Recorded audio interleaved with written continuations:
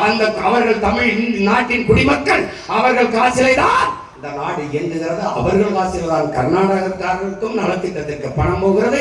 அவர்கள் காசில தான் ராணுவ வீரர்கள் நாம் சம்பளம் வாங்குகிறோம். அவர்கள் உயிரை பாதுகாக்க வேண்டும் என்று என்னைக்காவது ஒரு நாள் உன் உயிரை பாதுகாக்க பெரிய ராணுவ துணை ராணுவ படையாக நின்றுக்க, நீ ஓட்டு போடும் போது நிற்கிறான் உன் உயிரை காக்க நின்றுக்காங்க. உன் முதுகில் அடிவிடும் போது எவனாவது ஒரு திராவிடனுக்கு இந்தியனுக்கு வலிச்சிருக்கா? அருகில் இருக்கிற தெலுங்கு, அருகில் இருக்கிற மலையாளிக்கு வலிச்சிருக்கா? வலிக்காது. ஏன் ஏன் வலிக்காது? எங்க உன் திராவிட இனப்பற்று? எங்க உன் திராவிட ரத்தம்? எங்க உன் திராவிட மொழிக்கு பற்றுங்க? ஏன் அவன் கன்னடம், நான் தமிழ், அவ்வளவுதான்.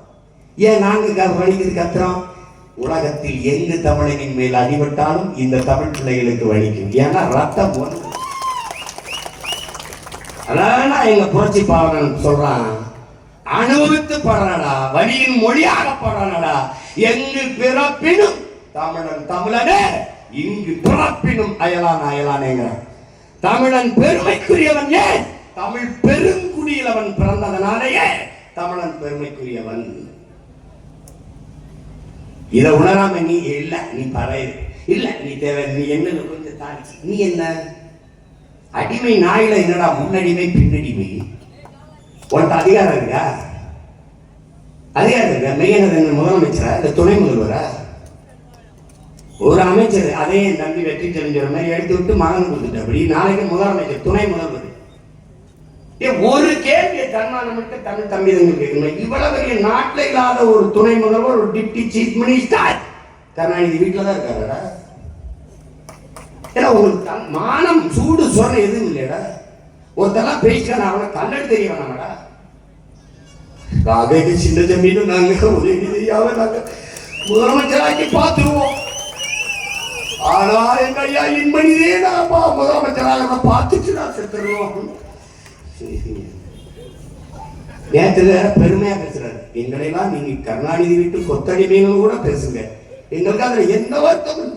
ஆனா அந்த குடும்பம் தான் எங்களுக்கு சரியாகணும், அதுதான் எங்க ஆகணும். என்ன ஓம் பொண்டாட்டி உள்ள உன் குடும்பம் கூட சரியில்லையாடா? அவன் வீட்டுல எப்படி அவங்க ஆக்கால பழம் சோறு போடுறான், பொண்டாட்டில சோறு போடுதான், பிள்ளையெல்லாம் சாப்பிட்டுறாங்க. இப்படி ஒரு அடிமையை, நான் அடிமை என்பதை சொல்லுகிற ஒரு மனிதனை நீ உலகத்தில் பார்த்து கேட்டா, இதாண்டா திராவிடம் நிறுத்திய பகுத்தறிவு முற்போக்கு. அப்படியே கிளர்ச்சி புரட்சினா அடிமைகளை உருவாக்கினான். அவ்வளவு.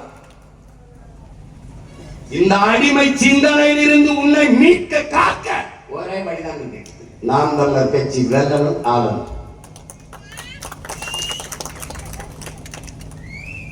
இந்த நாட்டின் முதலமைச்சர் இல்லை நாளை பதவியேற்கப்பட துணை முதலமைச்சர், இட ஒதுக்கீடு ரிசர்வேஷன் கோட்டா எதற்காக வந்தது? ஏன் வந்தது? எதற்காக இந்த இடஒதுக்கீடு? சமூக நீதி என்றால் என்ன என்று ஒரு 10 நிமிடம் பேச சொல்லிடலாம். எழுதி படிக்காம பேசிட்டு அது ஏன் கொண்டு வரப்பட்டது? உடனே எங்க ஆராசா பேசுவார். அது சொல்லக்கூடாது, அவர் பேசுவாரு. நீ பேசுறாசா? அவர் இல்லையே முதல்வர், அவர் இல்லையே துணை முதல்வர், நீ பேசு. வகுப்பு வாரி பிரதிநிதித்துவம் ஏன்? எது சமூக நீதி? பல ஆயிரம் ஆண்டுகளாக கல்வி மறுக்கப்பட்ட சமூகத்தின் மக்கள் நாங்கள். கல்வி கற்க கூடாது. நீதி படித்தால் வாயாலே தின்று வாயாலே மலம் கழிக்கும் வவ்வாலை போல வவ்வால் முகத்தை கொண்ட மைத்ராச ஜோதிகள் என்ற பேயாக அடுத்த ஜென்மத்தில் பிறப்பா என்று மனு தர்மம் எங்களை எழுதிச்சு.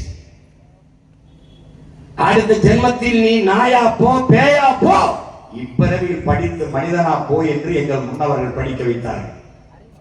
அப்படி படிக்க வைத்த பெருமக்களில் எங்கள் தாத்தா ரட்டமலை சீனிவாசனும், அயோத்தியாச பண்டிதனும், எம்.சி. ராஜாவும், பெருந்தலைவர் காமராஜனும், தெய்வ திருமகனும், எங்கள் பாட்டனார் வாவுசியும் எண்ணற்ற பெருமக்கள்.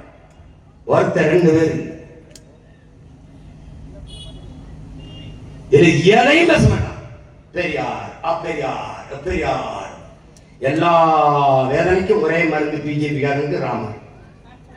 ஜெய் ஸ்ரீராம். எவனாவது ஒரு பிஜேபி காரன் ஜெய் ஸ்ரீராம் சொல்றாங்க பாருடே. தம்பி தங்கச்சியில ஒரு மார்க்கெட் இல்லை. கோயிலை வச்சு குடிச்சிட்டு வண்டி ஓடிட்டுனா கோயில் கட்டி முடிச்சாச்சு, முடிஞ்சிருச்சு, பிரச்சனை முடிஞ்சிருச்சு, முற்று பெற்றுச்சு. ராமர் கோயில் இருக்கிற தொகுதியில அகிலேஷ் யாதவ் ஒரு தாழ்த்தப்பட்ட ஒரு மகனை பொது தொகுதியில் நிறுத்தி வென்றுவிட்டார். கோயில் கட்டினவர் கோயிலா வைக்க, அதோட ராமர் மார்க்கெட் இல்லை. மார்க்கெட்டில் அதை நடிகரை வச்சு ஏற்படாதுப்பா எடுக்கல. யாராவது இப்ப ஜெய் ஸ்ரீராம் இதே எல்முருகன், அருமை சகோதரர் எல்முருகன், என்னென்ன விலைவாசியில் அவர் ஜெய் ஸ்ரீராம் ஜெய் ஸ்ரீராம் என்னென்ன அந்த பொண்ணை கற்பழிச்சுட்டாங்க. ஜெய் ஸ்ரீராம் ஜெய் ஸ்ரீராம் பேட்டியில் இருந்து அவர் சொல்லிட்டு ஓடுறது ஜெய் ஸ்ரீராம் ஜெய் ஸ்ரீராம். அது மாதிரி நீங்க எல்லாம் உங்களுக்கு பிரச்சனை என்னன்னு தெரியாம வேலை இல்லை, ஜெய் ஸ்ரீராம் ஜெய் ஸ்ரீராம் சொல்லுது. பரிசு புரியா அதெல்லாம் படிச்சுட்டு 300 தடவை ஜெய் ஸ்ரீராம் ஜெய் ஸ்ரீராம் ஜெய் ஸ்ரீராம் ஜெய் எழுதிச்சுட்டு வா, பாஸ், நீ பாஸ்.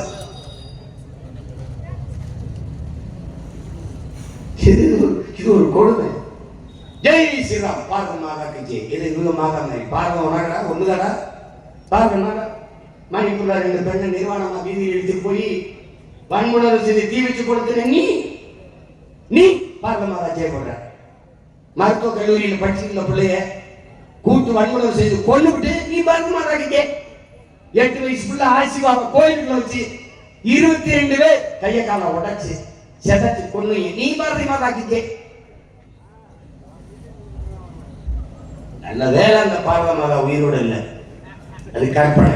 உயிரோடு இருந்தா கதற கற்பழிச்சு கொண்டு போய் எப்படி இருக்குது பாரு. இது ஒரு கொடுமை, இது ஒரு கொடுமை. இப்ப அதை பேச மாட்டான். அந்த கோயில் முத்து பெற்றுச்சு, அது நீரிஞ்சு. மறுபடியும் என்ன ஜெய் ஜெகநாத், ஒரிசால இருக்கிற பூரி ஜெகநாதர் போயிட்டான் ஜெய் ஜெகநாத். அது மாதிரிதான் இந்த திராவிட ஒவ்வொரு நேரத்தில் ஒண்ணு பேசுவான். இத்தனை ஆண்டுகளை இப்பதான் முருகனே என் கண்ணுக்கு தெரியுது.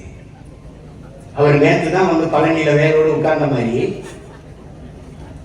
முருகன் பெருவிழா நடத்துறது யாரு? தீபம் நல்லெண்ணெய்.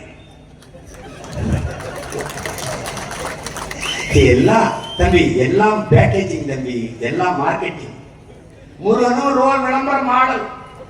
எப்படி இந்த நாட்சியை போட்டினால் வெள்ளனியா தலைவலி நீங்கிவிடும், இந்த சாம்பு போட்டினால் முடி கடகரகர் என்று பறக்கும். அது மாதிரி முருகன் இவங்க தீபம் நல்லெண்ணெய் ஒரு மாடல் தான் சார். ஏஜென்சி யாரு? திராவிட முன்னேற்ற கழகம். ஏஜென்சி பிரதிநிதி யாரு? ஆலியார் சேகர் பாபு.